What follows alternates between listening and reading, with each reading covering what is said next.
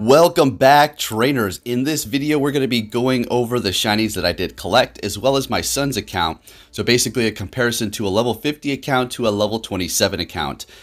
And we're just going to talk about my thoughts on this. If you did watch my live stream last night, you got some inside thoughts already. But let's go ahead and go a little bit more in depth and talk about the Kanto Tour event. How did I feel about it? Well, as you can see here, I got a lot of candies for my Bellsprout, so I'm happy about that. Just needs 2 more power-ups, plus the best buddy, and we'll be looking good. Now, going up against these trainers that Niantic did put in the game, actually trainers that picked these teams, it was fun. I liked it. I enjoyed it. The only part is, why do we have to encounter them when we spin a stop? Because some places were just cluttered with them, so it would really kind of hinder that speed of you spinning the stops. If you have a Go Plus, no big deal. Now, I did take out a bunch of these using 1500 CP, and sometimes only 2 1500 CP Pokemon, but I kind of just going to scrap that video for now. I'm just going to throw in this clip here of me using my Bellsprout to battle up against these Pokemon, and that's about it. And then we're going to hop into the shinies, and then we're going to be looking at the current event that we do have going on for a couple of days, as well as the raids, and talk about the issue with the regional Pokemon. And why did Niantic not continue to have them in raids for people to, complete what they needed to do? As you're going to see here, there was quite a few tasks, and that, my friends, was the whole issue. I'm glad Niantic put a lot of stuff in there for people to do, but at the same time, I felt like it was overwhelming. Now, the main reason why I thought it was overwhelming is because the game is so buggy and glitchy, I couldn't complete everything and do everything that I needed to do smoothly, and it was just hindering everything. I was missing raid invites like crazy. One, because I was just simply not able to catch them on time, and then the other was because every time I would go into the raid and maybe I catch it at the tail end and it had like 20 seconds left, I would go in there and it would ask me to use my remote raid pass, and I know how to fix that. You restart the app, I understand, but when there's that little time left, what are you supposed to do? Restart the app and then it's gone. So just probably 75% of my friends probably were rejected, or I just simply didn't join their raids, and they kept sending me invites and I saw them popping up and it was really annoying. But as we can see here, my shiny collection is looking pretty decent. Now, something to note here. This Hitmonchan was traded to me, and I did not do a mirror trade for a Pokemon that I caught during this event. It was actually for an Umbreon, as you've seen in the beginning of the video. And this Ditto is a guaranteed shiny catch. So I guess we can scratch 2 shinies from the list that I did get here regarding wild shiny odds, right? So let's go ahead and see. I was just seeing what it'll look like. The IVs on this one are just absolutely bogus, but I didn't care really at all. So if we scratch the Hitmonchan and the Ditto, we were sitting at, playing the entire event, having the Go Plus go and tapping on things. We hatched this Omanyte here, so technically I guess we're down to about 17. So yeah, we were able to go plus 17 Pokemon. Am I disappointed with that? Not really. I mean, it is what it is. I got a lot of candies, and this event was crazy good for the candies. As you can see, we did power this up like we just already discussed, and we are low on them because, well, we used them up in transferring them into XLs. So that's something you could have taken advantage of, is the candies, and not just for the Bellsprout, but for a lot of things. Now, going over the tasks here, we did complete them all, except for the evolutions. I could have gotten it done last night. I honestly didn't want to look at my phone anymore after I was done. It was a long day, and I just needed to step away from the game for a little bit. So we were able to pretty much complete all these. Now, if you did not do the regional raids, you're going to need to collect those regional Pokemon to complete that section. As we've seen there, you were able to get some remote raid passes for free, and some Pokeballs, as well as the daily pass. You're able to get quite a few of those to complete all that, right? So you were able to do that during that time, but if you were not able to play, well, you would have a bit of a problem, or if you couldn't find those.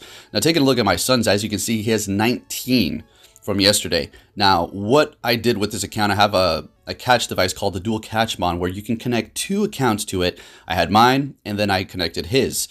And I did not tap on a single Pokemon for his account. I think maybe one towards the end when I just stopped. For the last 2 hours, he did not play, or should I say did not have it go plussing.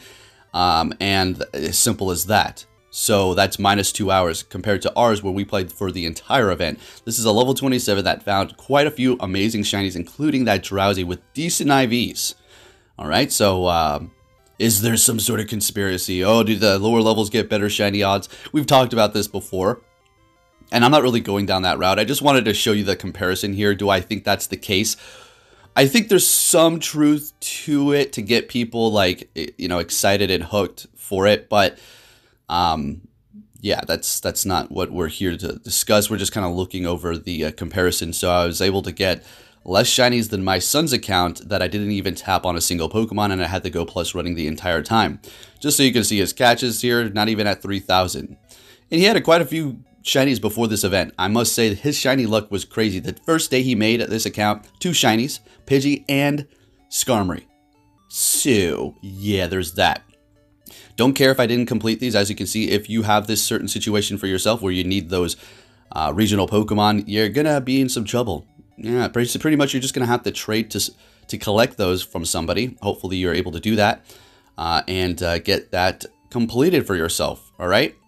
So I don't know why Niantic did not include them in the raids here. As you're going to be able to see, these are going to be running for a few days here for the tier 1s. As you can see, you have the starters, Pikachu, Magikarp, and then for the tier 3s, the various other ones, and then the megas and the legendaries are going to still be here for you to collect with their shiny and their exclusive moves.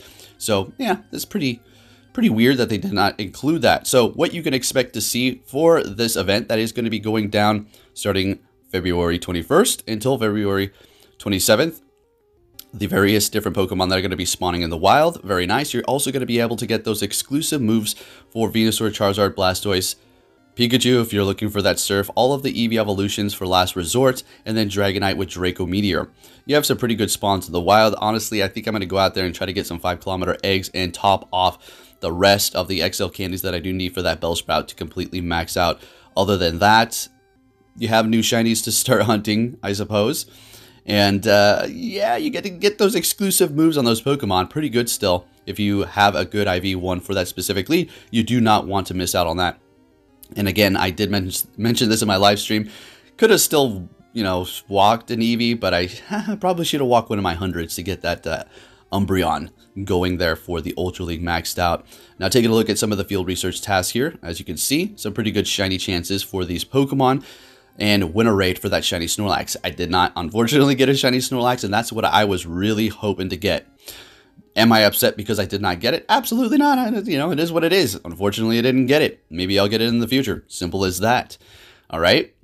Now, taking a look at the final thing here. If you did enjoy this video, please give it a big thumbs up. This is going to be the Mew Quest. So we already know for the first, you know, little progress set there, it's going to be quite tedious sending all those gifts as well as making those throws, but it is what it is. But then for the second set here, you're going to have to spin a Pokestop 30 days in a row. So that's 30 days of hindered progress that you just make sure you spin that stop.